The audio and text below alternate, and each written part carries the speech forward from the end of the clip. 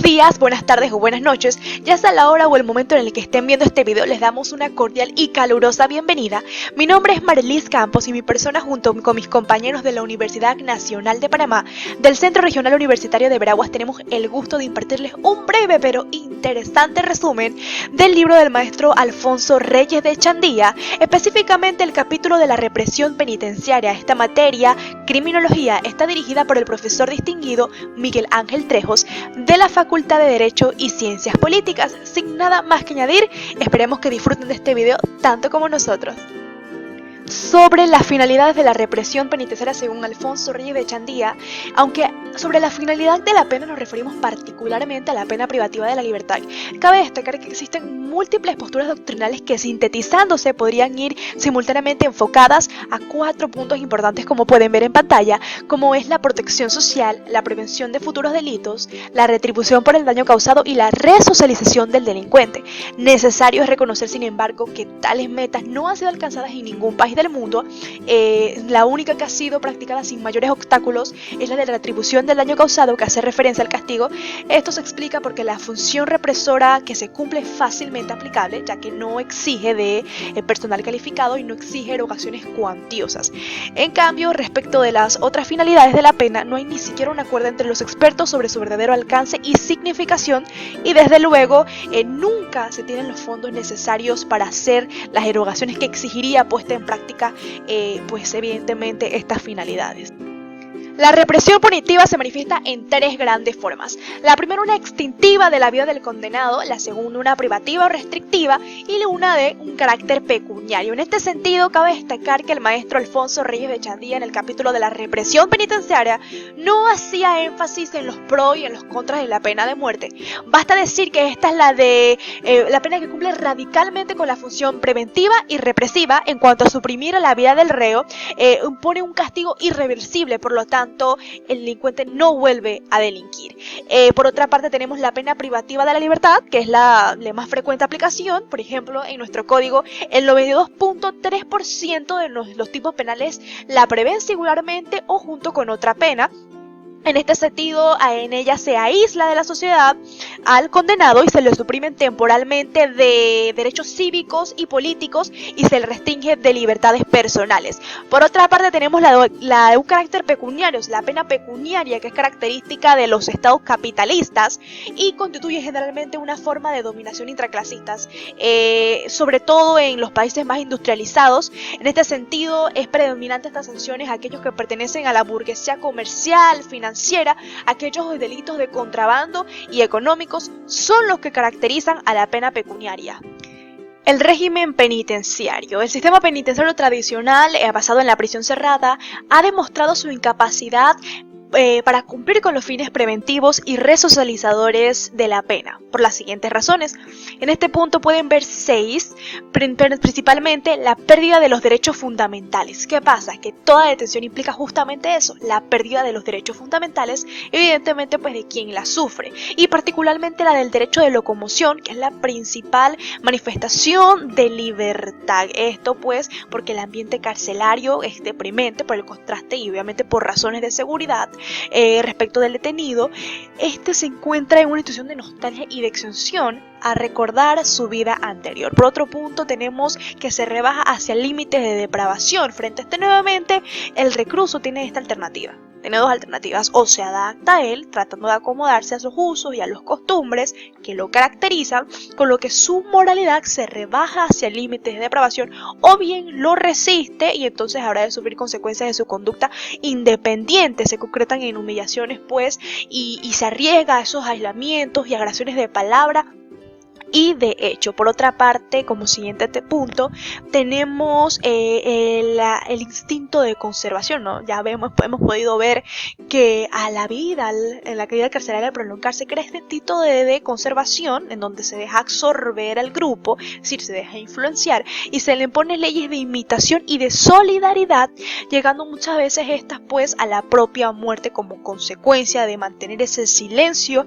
para adaptarse y querer ser parte de los grupos delincuenciales. Por otra parte, se aprende la dinámica delincuencial.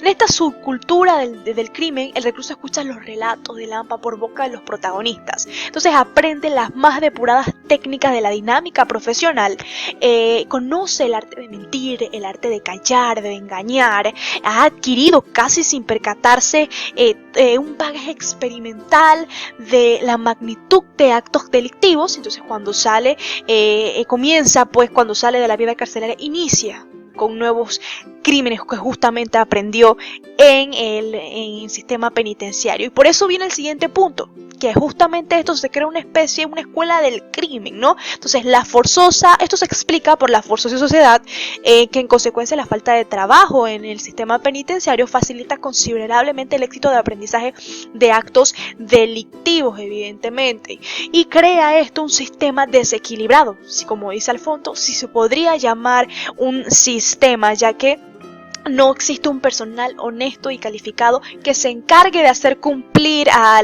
los condenados la función represora y preventiva que es tan necesario para ello. Los problemas del sistema penitenciario inciden sobre la situación de la justicia, por cuanto aquel no cumple con su misión rehabilitadora y produce entonces nueva delincuencia.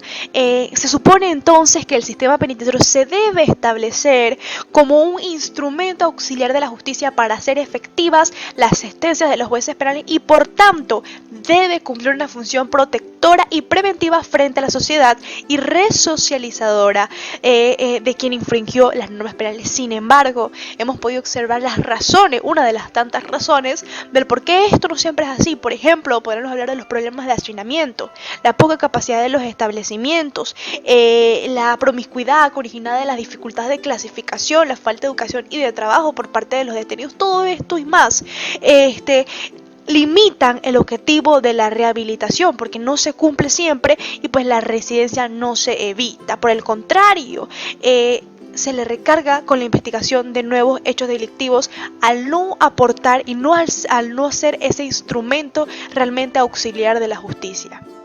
Sobre los mecanismos rehabilitadores, estudiosos del sistema penitenciario han ideado diversos mecanismos orientados hacia la resocialización del condenado, esto con la ayuda de expertos, médicos, sacerdotes, pedagogos, visitadores sociales y todo pues esto con los fondos necesarios. Estos mecanismos involucran una especie de terapia colectiva. Para esto el profesor Klinark nos enumera 7 metas para que esta resocialización sea alcanzada.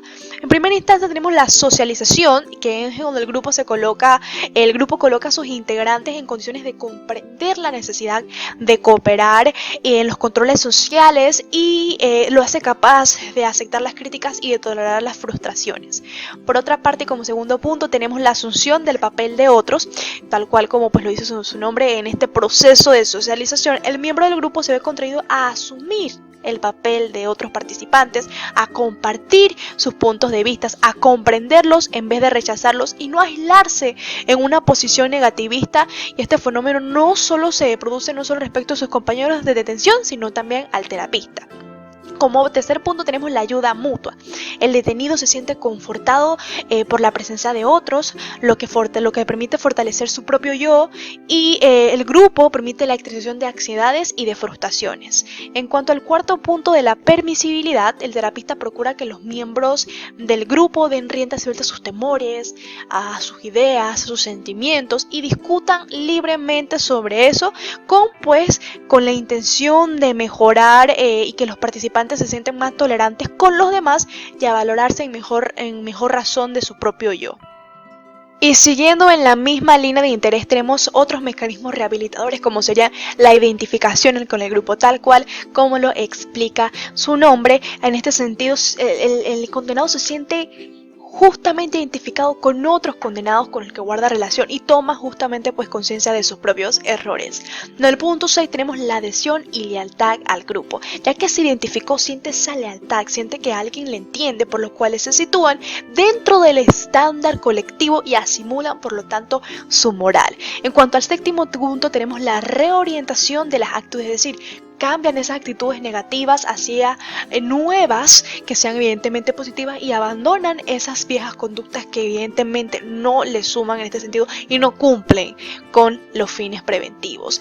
En el séptimo punto se desglosan 4 puntos importantes a considerar. Lo primero es la separación de categorías, es decir, dependiendo del sexo, la edad, el crimen cometido, los delitos cometidos, se separa o se divide a los reclusos o a los condenados para lograr hacer esta terapia colectiva y justamente cumplan con todos los procesos de ser identificados con el grupo. Una biblioteca es importante, cada establecimiento penitenciario debe contar con su biblioteca y se debe permitir que el condenado trate de ir lo más posible hacia la biblioteca. La tercera son las reglas aplicables al condenado. Esas reglas que se le aplican al condenado, que podemos ver en películas, que podemos ver en series, son una realidad.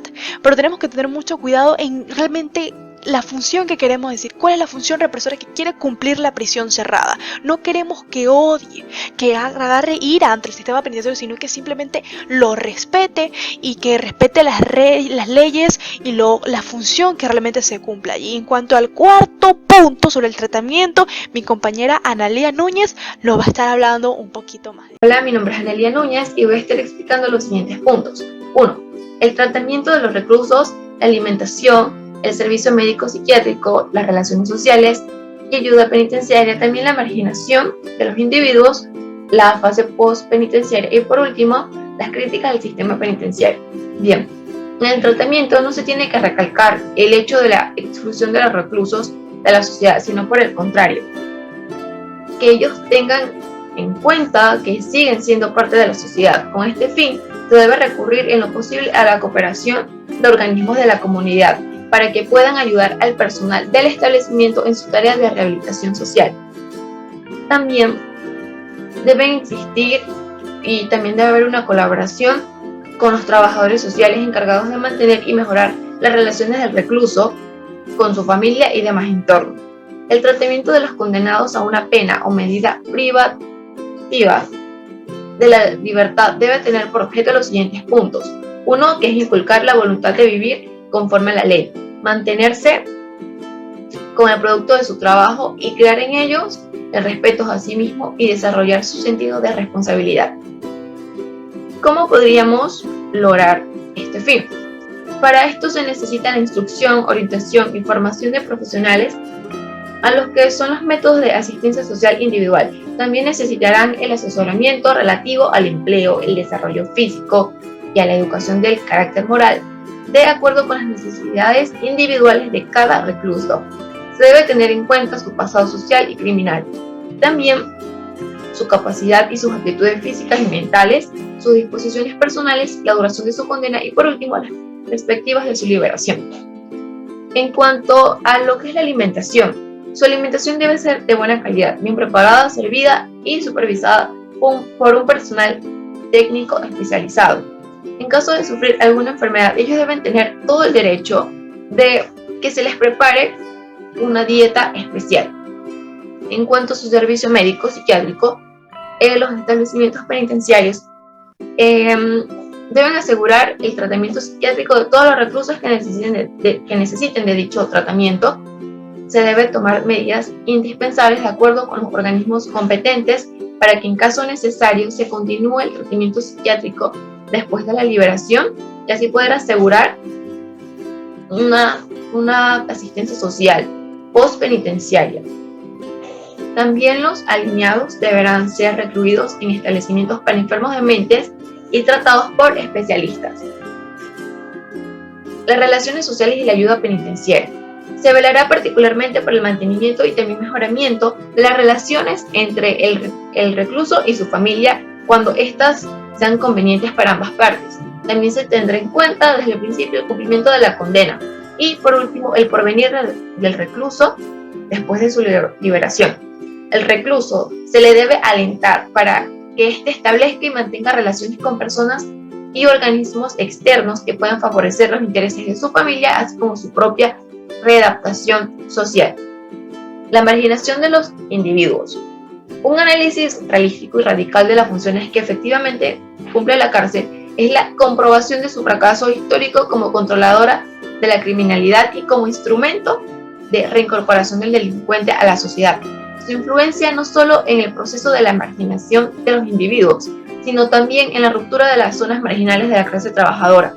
Estos hechos conducen a la abolición de la institución penitenciaria y también a la demolición de los muros de las cárceles, debido a que para la nueva criminología, este tiene un significado programático que el derrumbamiento de los manicomios en la nueva psiquiatría. Las múltiples políticas diferenciadas son las fases de aproximación a este objetivo. Estas están constituidas por la ampliación del sistema de medidas alternativas, por la creación de nuevas formas de suspensión condicional de la pena y la libertad condicional, también por la introducción de la ejecución de la pena privativa de la libertad en régimen de semilibertad y por la extensión del régimen de permisos y, bueno, por último, una reevaluación total del trabajo penitenciario. En la fase postpenitenciaria, aquí tenemos que si la pena de la reclusión cumpliera realmente su misión educativa y resocializadora, el condenado puesto en libertad al cumplimiento de la sanción podría fácilmente reincorporarse a la sociedad. Sin embargo, esto no ocurre, ya que empieza a existir un estigma de expresidiario, y esto es una reacción negativa que se evidencia en la imposibilidad de conseguir trabajo ilícito. Existe un rechazo por sus antiguas amistades y vecinos y también familiares, en sí todo su entorno social. Este rechazo social generalmente es interclasista. ¿Y por qué? Bueno, casi siempre es impuesto por el grupo dominante afectado, la vida del recluso que pertenece a la clase dominada. En otro caso, cuando excepcionalmente la justicia punitiva alcanza a un miembro de alta burguesía, el estigma simplemente no aparece o simplemente también se deja pasar. Las críticas al sistema penitenciario. Tenemos que generar 4 formas de violencia criminológica, a saber, del personal penitenciario contra los reclusos, de los reclusos hacia el personal penitenciario y de los reclusos contra la institución. Por último, los reclusos entre sí. No se puede alcanzar jamás la resocialización del condenado con un sistema que pretende enseñarle a convivir en sociedad como un buen ciudadano mediante el mecanismo de separarlo de su familia, de su trabajo, de sus amigos y de sus co-ciudadanos, para aislarlo de un ambiente normal y luego obligarlo a vivir en uno anormal, en donde se le suprime o limita su facultad de autodeterminación y en su lugar se les impone permanentemente a las reglas de conducta. Tenemos también que la cárcel se ha convertido en una institución eficaz para separar de la sociedad a una minoría de estigmatizados. El sistema de justicia cree que todo delincuente debe ser rehabilitado, es decir, que su delito es el resultado de alguna deficiencia personal que ha de ser corregida. Sociológicamente, la cárcel es para el recluso un lugar de encerramiento que es utilizado por el Estado para tomar venganza en nombre del ofendido. En los establecimientos penitenciarios se mantiene por fuera del mercado laboral una población desocupada que en condiciones diversas podría contribuir eficazmente al desarrollo económico del país. También cuando es cumplida su pena, los expresidiarios salen con el estigma de la cárcel y etiquetados de esta manera son rechazados cuando pretenden penetrar de nuevo al mercado laboral y entonces, echando mano de sórdida experiencia penitenciaria, regresan al mundo del crimen para reiniciar el triste ciclo del delito, cárcel, libertad, delito. Derechos humanos y represión institucional. Desde que la sociedad comenzó a ser gobernada conforme a las reglas preestablecidas, se inició la consagración normativa de garantías personales que protegiesen a los gobernados contra la prepotente arbitrariedad de los gobernantes. La paulatina conquista de sus derechos y libertades ha sido para el hombre el fruto de tormentosa y prolongada lucha, más aún el disfrute pleno de aquellos y de estas sigue estando más cerca del anhelo de la realidad. Ahora bien, el Estado colombiano, como cualquiera otro del mundo, consagra el sistema jurídico, la protección del ejercicio de los derechos humanos con relativa amplitud. Entre los derechos y garantías allí consagrados mencionar es el debido preservado. También se puede mencionar que en el plano puramente legal, muchos de estos derechos y libertades se hallan reiterados o puntualizados. Así, nuestro Código Penal insiste en el principio de legalidad de los delitos y el de las penas. También el del procedimiento penal desarrolla el de la libertad personal y el derecho del debido proceso. Existen, sin embargo, derechos y garantías personales de tan vital importancia y de tan esencial contenido para la armoniosa convivencia social que han de permanecer inviolados aún durante la vigencia de estos excepcionales periodos. Entre estas garantías soberanas, la propia Corte Suprema de Justicia ha reconocido los consagrados en las siguientes normas constitucionales. El artículo 22 nos dice que establece que no habrá esclavos en Colombia. El 23 prohíbe la detención, la prisión o el arresto por deuda. También nos dice que la privación de la propia libertad y el allanamiento de morada sin un mandato o una orden escrita por un juez o una autoridad competente. La violación de los derechos humanos.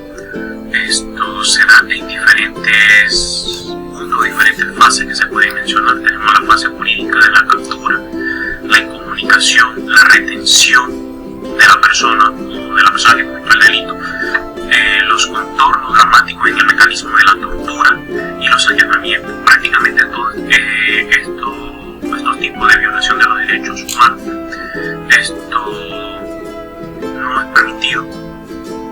Esto no es permitido, y para llevarse a cabo esto se necesita una orden firmada por un juez o una persona competente en cuanto a la captura, la retención y el allanamiento. Las formas de la reacción social. La reacción social institucional ante el delito y la conducta es la represión criminal, que comienza con la creación de la ley penal y culmina en la fase penitenciaria. Factores que han contribuido al fracaso imperante. La inflación legislativo penal, la ineficacia de la gestión judicial ante la acumulación de procesos penales, la falla en los servicios auxiliares de la justicia penal, la deficiente preparación de jueces y personal subalterno y la ineficacia de las penas tradicionales. Es la ley penal que ha dejado de ser la última en la solución de los conflictos interpersonales o del Estado con sus gobernados, para convertirse en la primera y a veces en la única respuesta. Para que es sencilla y económica. Para el Estado ha ignorado las verdaderas causas del problema de la criminalidad.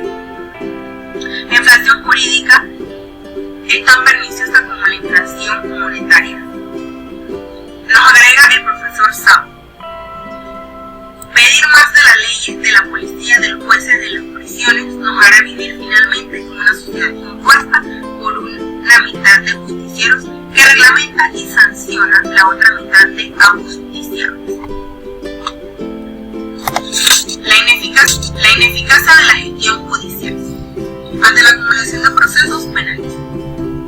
El número de sumarios en Colombia pasó de 181.000 a 938 en el año 1971, pero en el año 1974 pasó a 264.222. En la ciudad de Bogotá, el 31 de diciembre de 1976, había una acumulación de 269.000 sumarios, pero en 1975 ingresaron a los juzgados de la capital 47.300 sumarios y lograron calificar de 11.500 del Instituto de Investigación, que calculó que frente a estos datos habría necesidad de aumentar la eficacia del sistema judicial.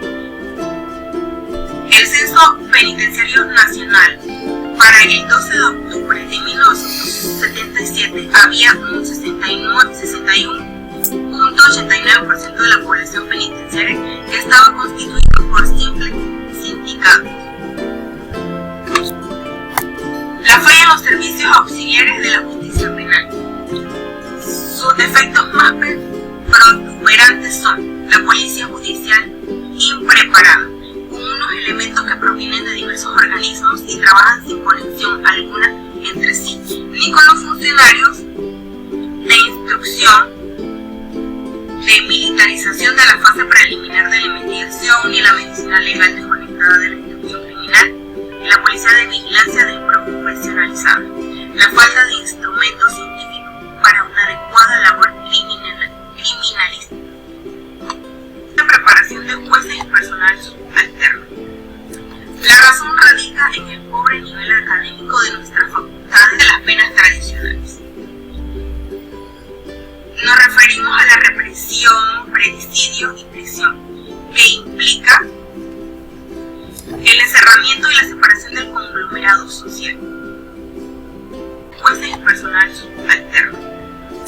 La razón radica en el pobre nivel académico de nuestras facultades de Derecho y la precariedad e insuficiencia de cursos sistemáticos de la actualización médica, tanto para jueces y personal auxiliar, en la politización de los mecanismos de ingreso a la rama jurisdiccional del poder público y en la renuncia de la implantación de la carrera judicial. Desprisionalización. Se utiliza como barrera para los delincuentes que son de clase marginada y alcanzan a individuos de niveles socioeconómicos superiores, que se mitigan o eliminan en su favor las aristas negativas que lo caracterizan. La eliminación de la cárcel no es una meta visible en ningún sistema político actual. Su paulatina sustitución por medidas de otro orden es imperativo sociojurídico, hacia el cual ha de marchar decididamente la nueva penología. La pena de prisión debe ser excepcional. Todo esfuerzo debe estar dirigido a disminuir la población carcelaria, liberando a los presos no peligrosos y ampliando la posibilidad de liberación de los demás. También deben ser reducidas las escalas de las penas privativas de libertad combinadas en las leyes penales, y se debe prever siempre la posibilidad de una pena patrimonial alternativa.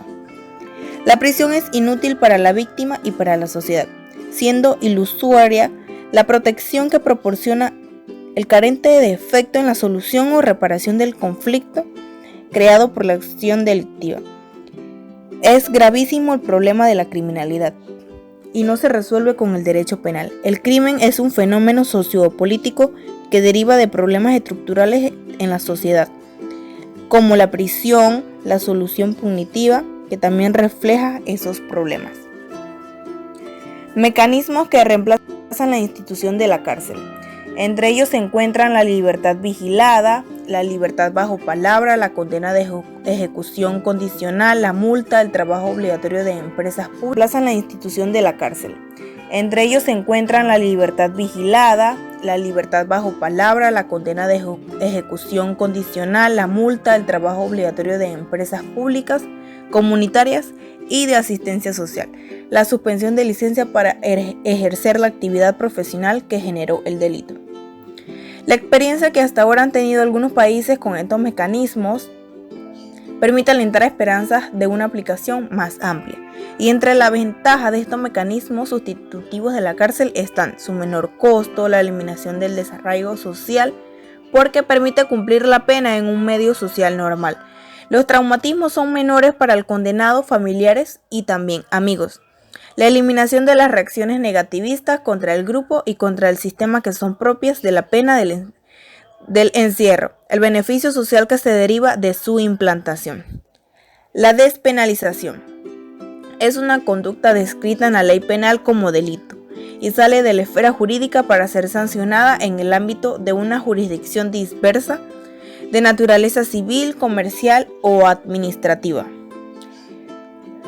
Se transforma en una conducta de ilícita en lícita y varía la naturaleza de la sanción imponible. La pena criminal tiene sentido cuando las demás formas de sanción social y legal han demostrado Ineficacia para contrarrestar la vulneración de intereses jurídicos, cuando se pueda garantizar su igualitaria aplicación a delincuentes comunes y de cuello blanco. Los delitos contra la libertad de prensa pudieran tal vez ser mejor tratados administrativamente que mediante lento procedimiento penal. El encarcelamiento que nuestro código prevé para tales conductas no parece ser una medida conveniente. La protección penal del cheque no ha dado los resultados que se esperaban. Los juzgados penales se han convertido en oficinas de intermediación impositiva entre el girador y el beneficiario del cheque. Los prestamistas utilizan el cheque postdatado como un arma penal contra el deudor insolvente o moroso. Los procesos penales llegan hasta la captura del girador cuando éste paga y allí se culminan. Compañera Ana de León, ahora me toca a mi persona Giancarlo Valdés hablarles sobre el tema de la desjudicialización. Este es un fenómeno en virtud del cual se busca la solución de un conflicto interpersonal por mecanismos distintos de los judiciales, generalmente por el auxilio de disciplinas extrajurídicas de naturaleza social, médica, educativa y económica. En el ámbito criminológico, la desjudicialización pretende responder a ciertas formas delictivas, controversiales y de conducta decisiva, sin intervención de las autoridades jurídicas, con medidas que garanticen la armonía social. Pudiéramos hablar de una desjudicialización de hecho y otra de derecho.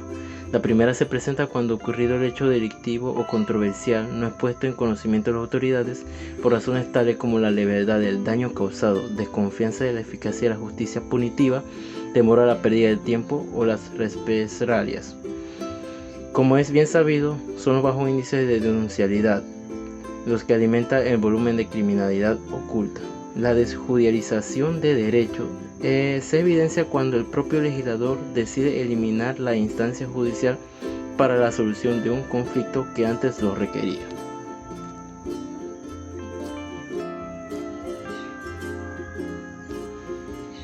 El recurso al proceso judicial se justifica únicamente cuando el daño social causado por la vulneración de un interés jurídico haga necesario y conveniente el sacrificio del interés particular del ofensor en aras de la armonía y el bienestar social.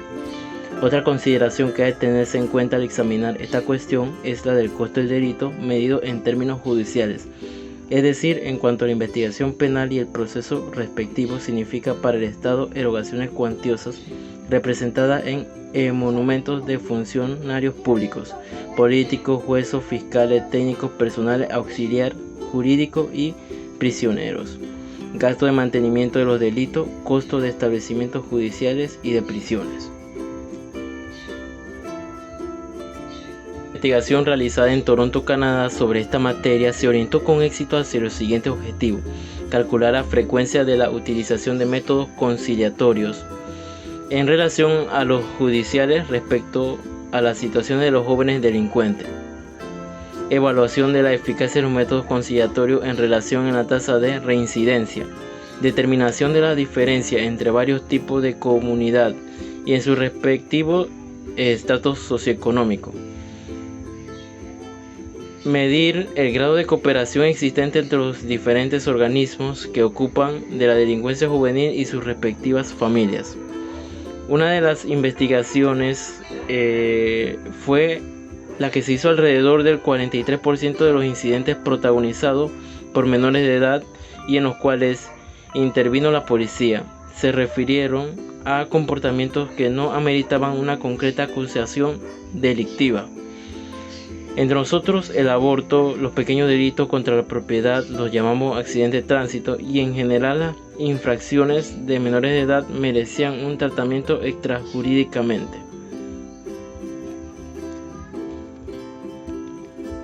Aunque se hizo en Panamá sobre los delitos hechos por menores de edad. Para el jurista Tayford Sotomayor, los delitos cometidos por personas menores de edad deben ser enfrentados mediante una justicia con mayor indulgencia, menos represiva, más preventiva, más reparadora en comparación a la justicia penal de los adultos. Esto es así porque los adolescentes se encuentran en una etapa de formación de una personalidad y la conducta delictiva muchas veces es solo una manifestación de un periodo de crisis de juventud y desarmonía con la madurez.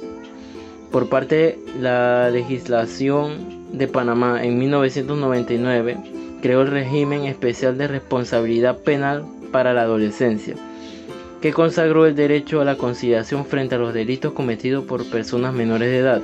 Es decir, las personas menores de edad en conflictos con la ley penal se les debe brindar la posibilidad de resolver el problema creando por sus delitos mediante una conciliación con la víctima.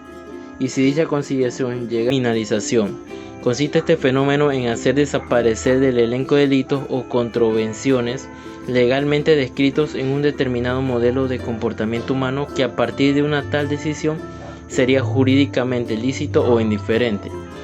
Como ventaja de este fenómeno suele mencionarse los siguientes: la deflación penal, que disminuye el egoísmo y la anomia generada por su contrario, o sea, la inflación.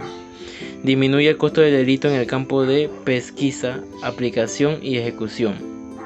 Estabiliza la operación judicial y administrativa, pues es la práctica la sobrecarga supera sus capacidades. Acomoda la legislación penal a las relaciones temporo-espaciales. Evita la estigmación de muchas personas. Como en el fondo de la ley, crea la delincuencia. Despenalización significa abolir la sanción, sobre todo la privatización de la libertad, disminuirla o modificarla. Tiene ventajas como esta: disminuir el costo del delito, evitar las consecuencias nocivas de la prisión, prevenir el estigma carcelario, permite que en los casos que se necesite la pena se facilite el tratamiento penitenciario, reduce la violencia, que significa la amenaza punitiva. Pueden observar y habrán de conocer, aquí están los expositores de este video. A manera de conclusión, modo general para comentar, evidentemente consideramos necesario conocer en este sentido los lineamientos de la represión penitenciaria que se piensa, conocer sobre las estadísticas, conocer sobre esos mecanismos orientados a hacer ese cambio de la prisión cerrada, porque Alfonso Ríos de Yachandía nos demuestra que existen incapacidades, existen situaciones que pueden cambiarse, y todo esto a través de una terapia colectiva. Es importante que eso se tome en cuenta. No obstante, consideramos que para poder lograr eso debemos mantener un equilibrio. Debemos recordar por qué existe la prisión cerrada, por qué existe un sistema penitenciario, quiénes son los que están allí y los ciudadanos. Evidentemente que estamos fuera de ese recinto, ¿no? Entonces son seres humanos, son igual seres humanos, deben ser tratados de igual con respeto, pero lo que queremos es que se cumpla con esa función represora de resocialización, no que se le tenga ira hacia las leyes y hacia las autoridades. Entonces, en ese sentido, llevamos este enfoque a que sí debemos hacer cambios pertinentes a nuestro sistema penitenciario, pero siempre tomando en cuenta del por qué y hacia quiénes están dirigidos. Recordemos por qué existen los delitos, por qué existen las leyes, recordemos a quiénes están dirigidos en general, en este sentido hablando de la represión penitenciaria, y podemos lograr justamente eso que se quiere. Esa unificación y un mejoramiento significativo de nuestro sistema penitenciario que creemos firmemente que sí se puede lograr. Muchísimas gracias a todos por su atención. Saquen ustedes sus propias conclusiones y claramente pues coméntenlo. Muchas gracias.